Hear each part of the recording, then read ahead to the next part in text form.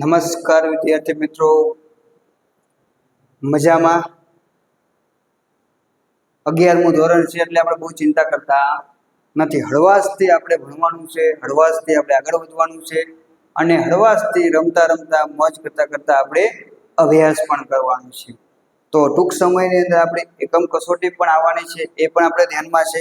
તો આપણે નેક્સ્ટ એવું પણ વિચારી રહ્યા છીએ કે આવતા સમય આપણે જે જૂની એકમ કસોટી જે લેવાની છે, એટલે કે 2024ની જે અને 2023ની જે એકમ કસોટી લેવાની છે, તો એના નમૂના સ્વરૂપે પણ આપણે કદો પ્લેડો બનાવશું કે જેથી તમને એકમ કસોટીમાં શું શું પૂછાય છે, કેવા પ્રશ્નો હોય છે, એની તમને થોડીક માહિતી મળી રહે. આજે આપણે ફરી અર્થશાસ્ત્રની અંદર મળી રહ્યા છે વિદ્યાર્થી મિત્રો, પ્રકરણ 1ની અંદર. તો એ પહેલા આપણે છેલ્લે પશ્ચિમમાં અર્થશાસ્ત્રનો ઉદ્ભવ અને વિકાસ વાળો જે આપણે પ્રેર લીધો હતો એ મૂક્યો હતો. એ ન જોયો હોય તો વિદ્યાર્થી મિત્રો જોઈ લીધું, કારણ કે બહુ સરસ મજાની એની અંદર જે તમને આમ કહેવાય ને કે બુકની અંદર કે અન્ય પ્રકાશનની અંદર બધું ખીચડા ટાઈપ આપેલું છે, તો એને તમને સરસ મજાનું વાંચવામાં અનુકૂળતા રહે એ પ્રકારનું આખું મટીરિયલ તૈયાર કર્યું હતું અને એ પ્રમાણમાં તમને વિડીયો મૂક્યો હતો. તો એ ન જોયો હોય તો વિદ્યાર્થી મિત્રો જોઈ લેજો. અને તમને કોઈ એવા હજુ પ્રશ્નો હોય કે સાહેબ અમને આ પ્રકરણની અંદરથી આ મુદ્દાને હજુ અમારે વિસ્તૃત રીતે સમજવો છે અથવા આ પ્રશ્નને સમજવો છે, તો પણ કમેન્ટની અંદર તમે જણાવજો, તો જેથી કરી અમે નેક્સ્ટ પીરિયડ જ્યારે તમને આપવી તો એ બાબતનું થોડુંક અમે પાલન કરી શકીએ. તો તમારા પણ કોઈ એવા પ્રશ્નો હોય તો એની જણાવવામાં અમને જરૂર છે. તો આજે આપણે વાત કરશું આર્થિક પ્રવૃત્તિ અને બિન આર્થિક પ્રવૃત્તિ. બહુ સરળ પ્રશ્ન છે અને ફરજિયાત રીતે પરીક્ષામાં આવતો એવું જોવા મળે છે, કારણ કે તમારું પેપર એવું ને બધાના વિદ્યાર્થીઓને ધ્યાનમાં રાખી નીકળે છે, બરાબર? તો આ બહુ સરળ પ્રશ્ન છે. તો એ પ્રશ્ન પૂછાય છે તો આપણે જવાબ કેટલો લખવો અને કઈ રીતે લખવું એની આપણે માહિતી મેળવશું.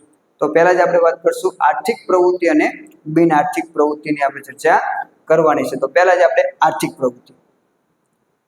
માણસ પોતાની જરૂરિયાતો સંતોષવાના હેતુસર વસ્તુઓ અને સેવાઓના વિનિમય માટે આવક મેળવવાની કે ખર્ચ કરવાની જે પ્રવૃત્તિ કરે છે તેને શું કહેવામાં આવે છે? આર્થિક પ્રવૃત્તિ.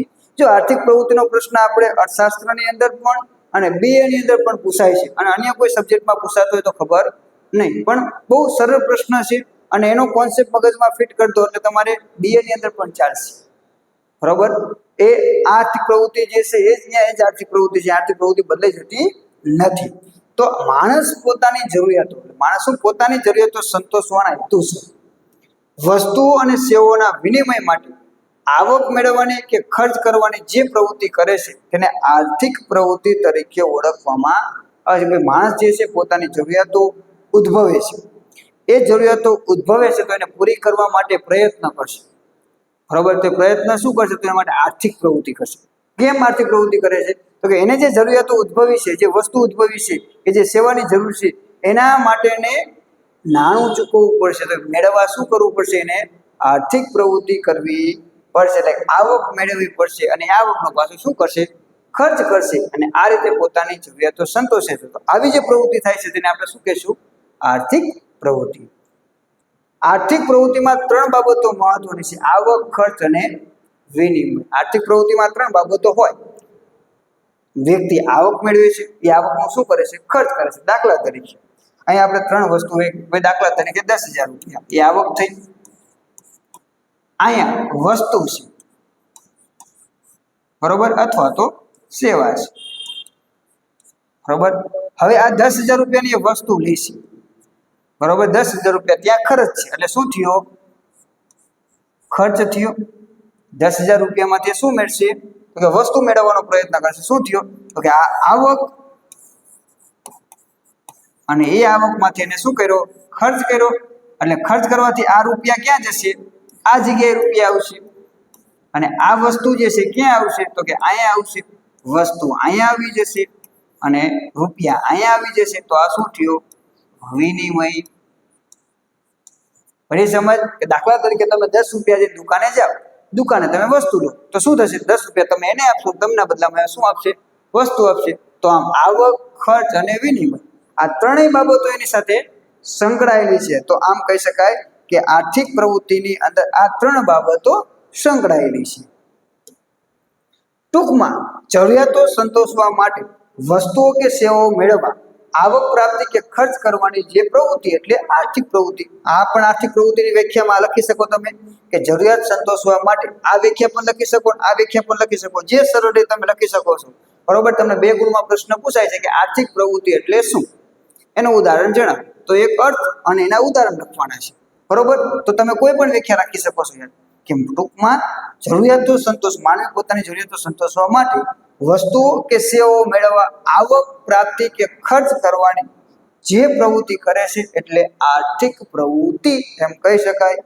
ત્યારબાદ એના ઉદાહરણો છે વિદ્યાર્થી મિત્રો. તો માત્ર ઉદાહરણ યાદ રાખવાના છે, આવું પાછળ યાદ ન રહે કે ખર્ચ કરવાની જરૂરિયાતો, ખર્ચ કરીને મનોરંજન, શ્રમ, તો યાદ રાખવાની ચિંતા કરવાની જરૂર નથી, એનો માર્ક અપાશે નહીં. તમારે યાદ રાખવાનું. આના સિવાય તમને જે પણ ઉદાહરણ આવડતા હોય લખી શકો છો. એવો કોઈ નિયમ નથી કે આપણા પુસ્તકના ઉદાહરણ જ લખવાના. આર્થિક પ્રવૃત્તિના 18 ઉદાહરણો છે. દાખલા કે હોટલમાં જઈને જમવું, તો જમવાનું કામ થયું તો એમાં આપણે ખર્ચ કરશું. એ જ વસ્તુ આપણે ઘરે ખાશું તો મમ્મી આપણી પાસેથી ખર્ચ માગે છે, તો ત્યાં આર્થિક પ્રવૃત્તિ નથી, અહીંયા આર્થિક પ્રવૃત્તિ છે. કારણ કે હોટલમાં જવી, પૈસા ન દેવી તો શું થાય આપણે જાણીએ છીએ. થિયેટરમાં જઈને ફિલ્મ જોવી તો મનોરંજન પાછળનો ખર્ચ થયો. બરોબર છે. તો અહીંયા જે ખર્ચ જે છે એ શું થાય છે, મનોરંજન મળે છે. વસ્તુ આપણને કાંઈ મળતી નથી. આપણે થિયેટરમાં ગયા, 3 કલાક પિક્ચર જોઈએ, મળ્યું શું આપણને? તો વસ્તુ તો કોઈ મળી નહીં ને, પણ શું મળ્યું આપણને? મનોરંજન. તો એ ખર્ચ તો એ આર્થિક પ્રવૃત્તિ થઈ, કારણ કે થિયેટર વાળા માટે કમાણીનો ભાગ થયો, આપણે એને રૂપિયા આપ્યા. ખેતરમાં જઈને મહેનત કરવી, એટલે કે આપણે મોટા ભાગના વિદ્યાર્થીઓ આની સાથે સંકળાયેલા છે, તમે પણ જતા હશો. બરોબર. તો એ શ્રમ કરીને ઉત્પાદન કરવું, તો એ પણ એક આર્થિક પ્રવૃત્તિ થઈ.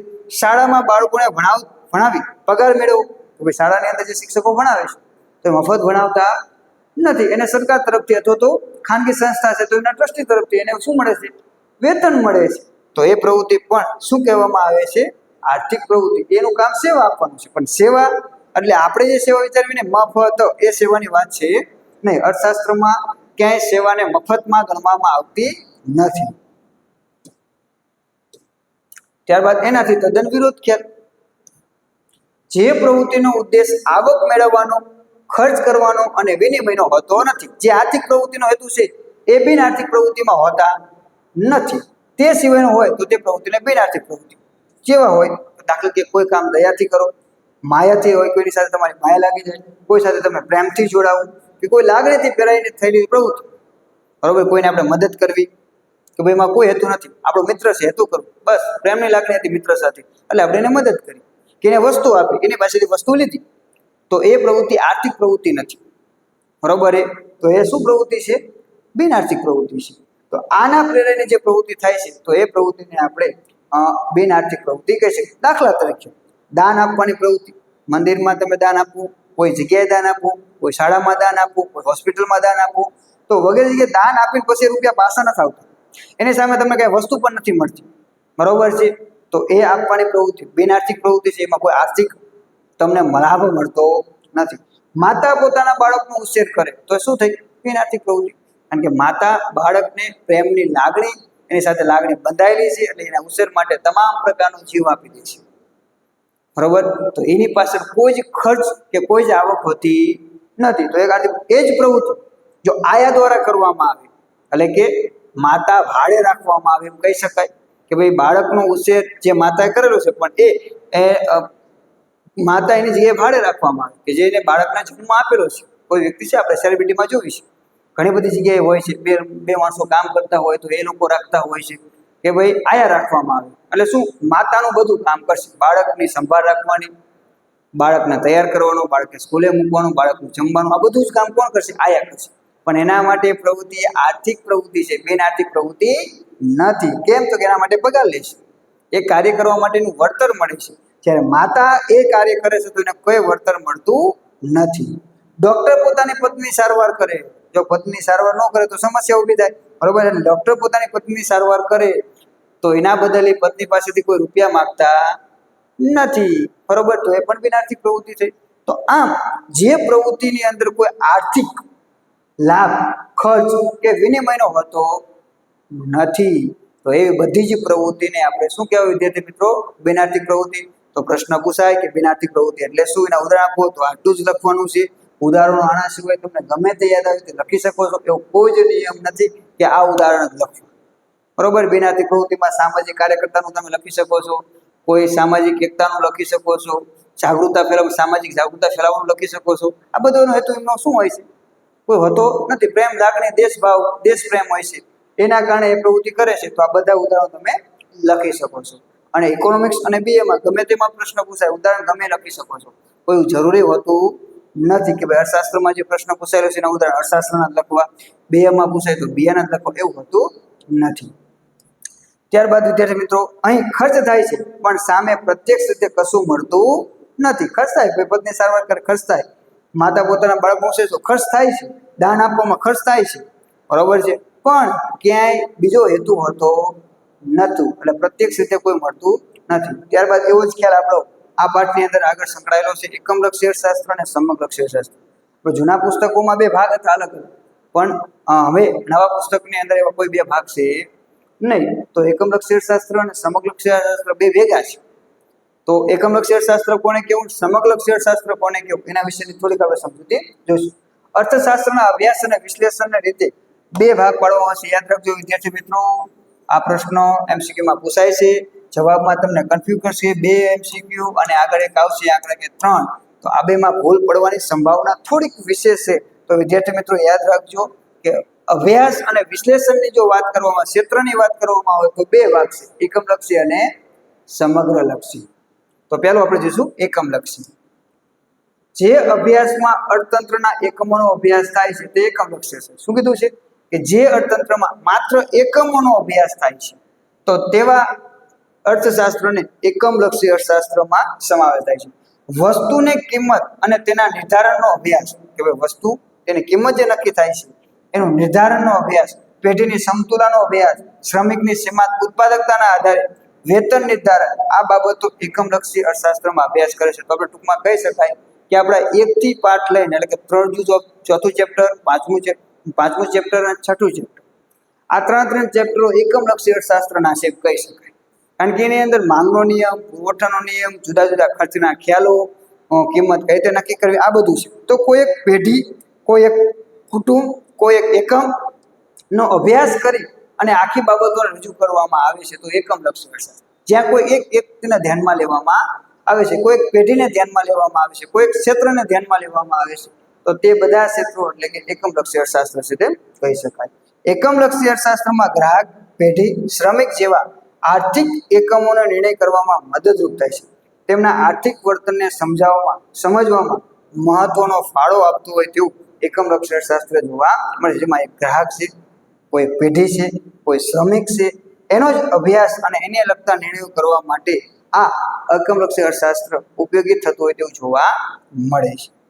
ત્યારબાદ વિદ્યાર્થી મિત્રો આગળ સમગ્રલક્ષી અર્થશાસ્ત્ર. આ ખ્યાલ પણ વારંવાર પૂછાય છે, એકમલક્ષી અર્થશાસ્ત્ર અને સમગ્રલક્ષી અર્થશાસ્ત્ર બંને વચ્ચેની તુલના પણ પૂછાય. જે અભ્યાસમાં અર્થતંત્રના સમગ્ર ક્ષેત્રનો અભ્યાસ થાય તો તેને સમગ્રલક્ષી અર્થશાસ્ત્ર કહેવામાં આવે છે. ઓલામાં કોઈ એકમનો હતો, અહીંયા શું છે, સમગ્ર ક્ષેત્રનો. ઓલા પણ કોઈ એકની વાત કરતા હતા, અહીંયા સમગ્રની વાત કરે છે. જ્યારે અર્થતંત્રમાં સમગ્ર ભાવ સપાટી નિર્ધારણ, નાણાંના મૂલ્યનો અભ્યાસ, રાષ્ટ્રીય આવકની ગણતરી તેમજ બેકારી, ગરીબી, વસ્તી જેવી ત્યારે સમગ્ર બાબતોને ધ્યાનમાં રાખી રાષ્ટ્રીય સમસ્યાનો અભ્યાસ કરવામાં આવે તો એને સમગ્રલક્ષી અર્થશાસ્ત્ર કહેવામાં આવે છે. એકમલક્ષી શાસ્ત્રમાં કોઈ એક એકમ, ગ્રાહક, શ્રમિક એની વાત હતી. સમગ્રલક્ષી શાસ્ત્રમાં શું છે, સમગ્ર બાબત, એટલે સમગ્ર ભાવ સપાટી નિર્ધારણ, નાણાંનું મૂલ્ય, ત્યારબાદ રાષ્ટ્રીય આવકની ગણતરી, ત્યારબાદ દેશની અંદર કુલ બેકારી, કુલ ગરીબી, કુલ વસ્તી, આ બધી બાબતોનો અભ્યાસ અને એની સમસ્યા, આ બધી બાબતોનો અભ્યાસ કોણ કરે છે તો કે સમગ્રલક્ષી અર્થશાસ્ત્ર આ બધી બાબતોનો અભ્યાસ કરતો જોવા મળે છે. રાષ્ટ્રીય સમસ્યાઓનો અભ્યાસ સમગ્રલક્ષી અર્થશાસ્ત્રમાં થાય છે. શેમાં થાય છે તો કે રાષ્ટ્રીય, જ્યારે સમગ્રલક્ષી અર્થશાસ્ત્ર સરકારને આર્થિક આપણે ઉપરનો મુદ્દો આપી ગયો, રાષ્ટ્રીય સમસ્યાનો અભ્યાસ સમગ્ર સંસ્થામાં થાય છે, આપણે વાત થઈ ગઈ. ત્યારબાદ જ્યારે સમગ્રલક્ષી અર્થશાસ્ત્ર સરકારને આર્થિક નીતિ ઘડવામાં, આર્થિક સંસ્થાઓના નિર્ણય લેવા મદદ કરે છે. તો સમગ્રલક્ષી અર્થશાસ્ત્ર સરકારને કઈ રીતે મદદ થાય છે તો કે સરકાર કોઈ આર્થિક નીતિ ઘડે અથવા કોઈ સરકાર આર્થિક સંસ્થાઓને કોઈ નિર્ણય લેવાનો છે તો એવા સંજોગોની અંદર આ ખ્યાલ કે સમગ્રલક્ષી અર્થશાસ્ત્ર ઉપયોગી થતો હોય તેવું જોવા મળે છે. અને ત્યારબાદ એની મહત્વની બાબત યાદ રાખવા જેવી છે, એટલે આપણે થોડોક હાઇલાઇટ કર્યો છે કે આ યાદ રાખવાનું છે વિદ્યાર્થી મિત્રો. એકમલક્ષી અર્થશાસ્ત્ર અને સમગ્ર શાસ્ત્ર એ બે ભાગ માત્ર અભ્યાસ અને વિશ્લેષણના હેતુ નક્કી કરવા પૂરતા જ છે. બાકી એકમલક્ષી અભ્યાસો પરથી સમગ્રલક્ષી નીતિ ઘડવામાં મદદ મળી શકે છે અને સમગ્રલક્ષી નીતિનો એકમ પર પડેલી અસરોનો અભ્યાસ થઈ શકે છે. ટૂંકમાં બંને ભેગા છે. બરોબર છે. માત્ર અહીંયા અભ્યાસ અને વિશ્લેષણ પૂરતા જ એના જુદા જુદા ભાગ પાડેલા છે. બાકી એકબીજા બંનેને મદદરૂપ કરે છે, એકબીજા બંને સાથે સંકળાયેલા છે. એટલે જ આપણે આપણા પુસ્તકમાંથી આવા ભાગા જ નાખ્યા. બરોબર, કારણ કે બંને બાબતો એકબીજા સાથે સંકળાયેલી છે. એટલે આમ માત્ર એના અભ્યાસ અને માત્ર એની વિશ્લેષણની સ્થિતિ માટે જ આવા ભાગો પડેલા છે. બાકી બંને એકમલક્ષી અર્થશાસ્ત્ર, સમગ્ર શાસ્ત્ર એકબીજા સાથે એકબીજા ઉપર આધાર રાખતા હોય તેવું જોવા મળે છે. તો વિદ્યાર્થી મિત્રો, આપણા આ પિરિયડની અંદર આટલું જ. તમારા આવા જ પ્રશ્નોની PDF મેળવવા માટે, આવા પ્રશ્નોની વધુ માહિતી મેળવવા માટે અમારા સાથે જોડાઈ જાઓ. કારણ કે તમને આ ગ્રુપની અંદર વિના મૂલ્યે તમામ વસ્તુઓ પૂરી પાડવામાં આવશે. કોઈ જાતનો આપણે એની અંદર ખર્ચ તમારી પાસેથી લેતા નથી. બિલકુલ તમારા માટે ફ્રી છે. માત્ર ને માત્ર તમારો ધ્યેય અભ્યાસની અંદર આગળ વધે એ તો તેને જ આપણે આ YouTube પ્લેટફોર્મ અને આપણું આ ડિજિટલ પ્લેટફોર્મ તૈયાર કરવામાં આવેલું છે. તો વિદ્યાર્થી મિત્રો, આજના પિરિયડમાં આટલું જ. મળતા રહીશું આવા પિરિયડો સાથે જ આગળ. તો ધન્યવાદ, આભાર.